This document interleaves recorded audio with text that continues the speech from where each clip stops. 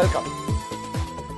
Today I am going to talk about one of the major issues, the drift between parents and kids, especially teens and adolescents.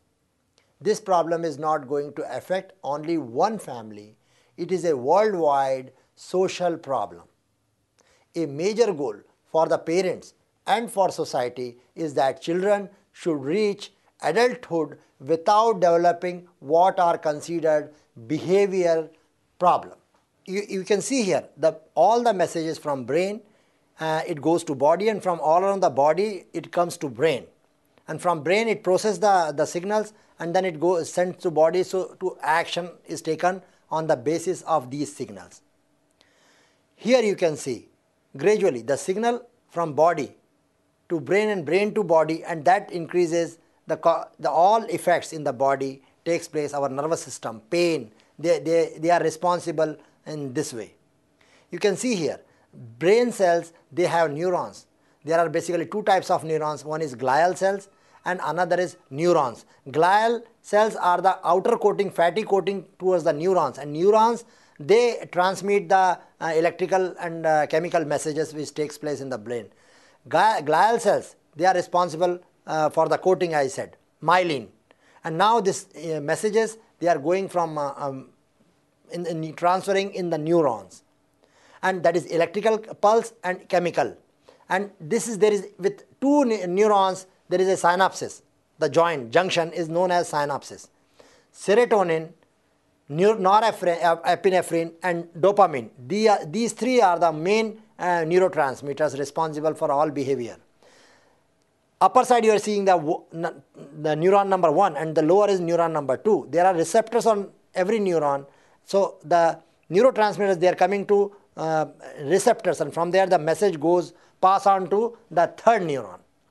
And after function, the reuptake is taking place. You can see here reuptake is going on, and this is the always it happens. And medication, prescription medicine, antidepressant, psychotic drugs, even cocaine, they stop the reuptake. So that it should not go back. Actually it should go back, but to increase the number of neurotransmitters, they stop this reuptake, and that's how you feel little better for a few days. And cocaine, remember, cocaine also have the same function, drugs. That's why you feel good, because of the neurotransmitters, they are kept there. But because of these drugs, ultimately the enzymes, they destroy these neurons. Reuptake is not going on, and it is the remaining, the more, when the number is more at the synaptic joint, they are destroyed.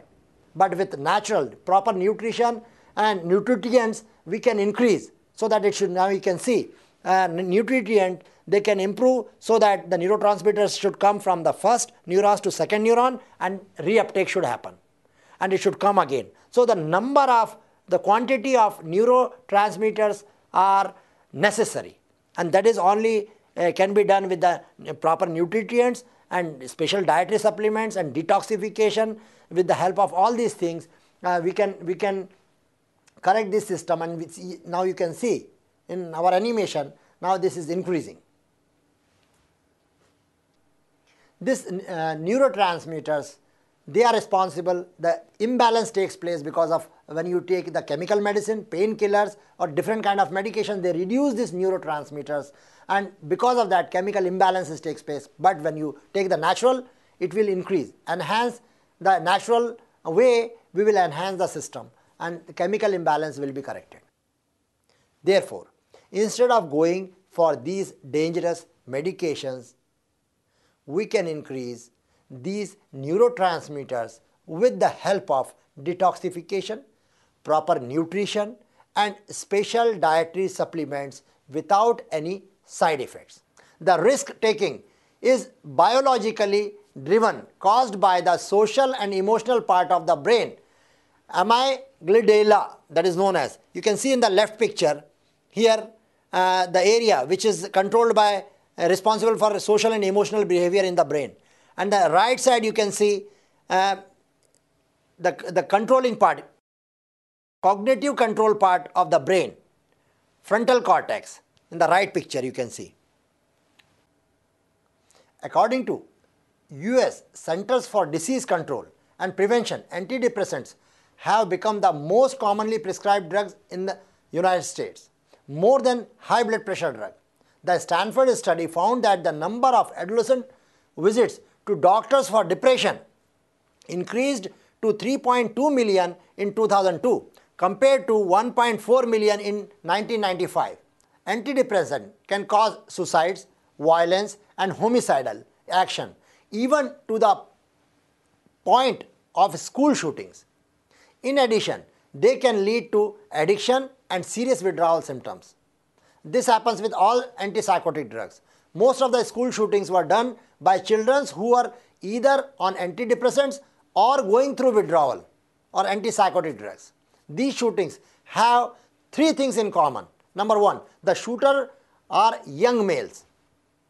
The shooters exhibit a mind-numbed disconnect with reality.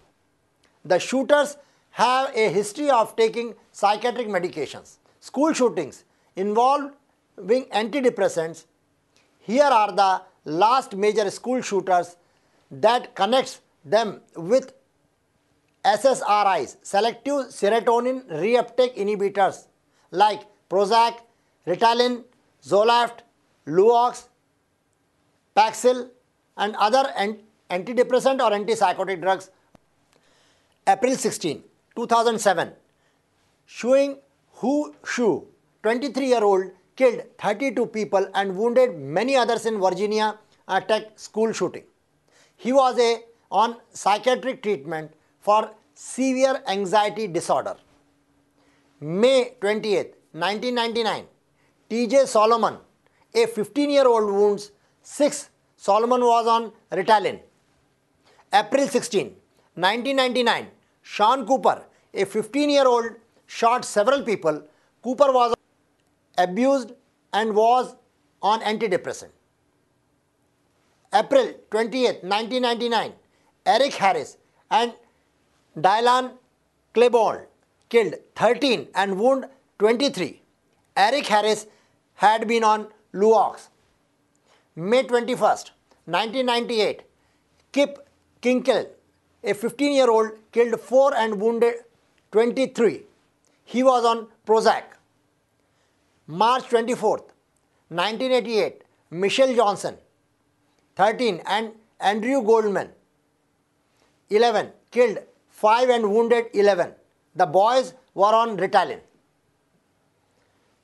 November 30, 1998, Seth Provac, 18-year-old, shot his grandfather, parents, brothers and brother's girlfriend. He was on Wellbutrin. December 1st, 1997, Michelle Carnell, a 14-year-old, killed 3 teenagers. 5 were wounded. Carnell was reportedly on Ritalin.